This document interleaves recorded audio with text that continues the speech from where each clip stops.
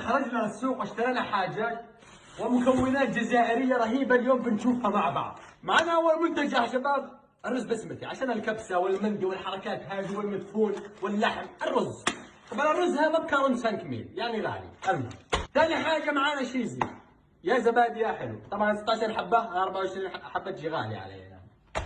ثالث حاجه يا شباب ثالث حاجه يا شباب صوص ميل صومام. صومام طبعا هذا لبن زبادي تشربه وتستروي يا حبادي. هذا ب9000 بنات ميل. المهم ولا ننسى الكيك هذا، ولا هذا يا اخي الكيك اللي راح برضايته تخلص حكايته. المهم شباب اشتريت كمان صابون يا جماعه الخير عشان الكلسونات هذه الاشياء. معي هنا غساله يا جماعه سامسونج. المنتج اللي بعده يا شباب عافيه يا حماده علشان الفريت اومليت والحاجات البيض والحركات المقرمشه. حماده يا عافيه. ما ننسى حبيب القلب الخبز. طبعا الخبزه هذه ب2000 دومي لسان.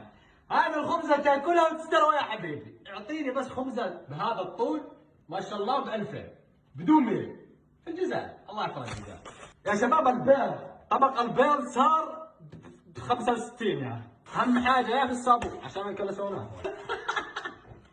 البيض يا شباب صار غالي يا اخي. الحبه صارت بدون 100 سنت. ايش الدجاج هنا صار يبيض ولا صار يولد؟ يسوي لكم عمليات توليد. البيضه بدون 100 سنت.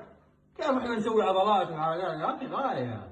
والمكون الاساسي في البيوت الجزائريه والتي لا تستغنى عنه الامه الجزائريه اللي هي الفرينه سيم. طبعا هذه السيم والله ما ادري بكم، يعني تقريبا انها ب6 ميل يعني ب6000. يعني الاسعار في متناول واحد اعرفه. لا ننسى التونه يا شباب. التونه قسم بالله الوحده بطروان ميل سنت 35 يعني. بس الحمد لله يعني الاسعار يعني في مقارنه في الدول الثانيه العربيه الاسعار هنا في متناول الشعب. يعني انا اشوف كذا والله اعلم. المسكين ياكل الحاصل، الغني ياكل قطعه سوشي وحركات هذه منتجات اليوم تبضعنا. طانجو يا طانجو هذا بعد العصر قالت شاي وطانجو تخل امها. ديس ميل دفره يعني بكم؟ يعني ب 11000. تابعوا يا شباب يلا انتظروا المتابعه واللايك وحركاتكم وش بلا وراء وراتكم ونشر الفيديو. يلا احبكم. هذه هي.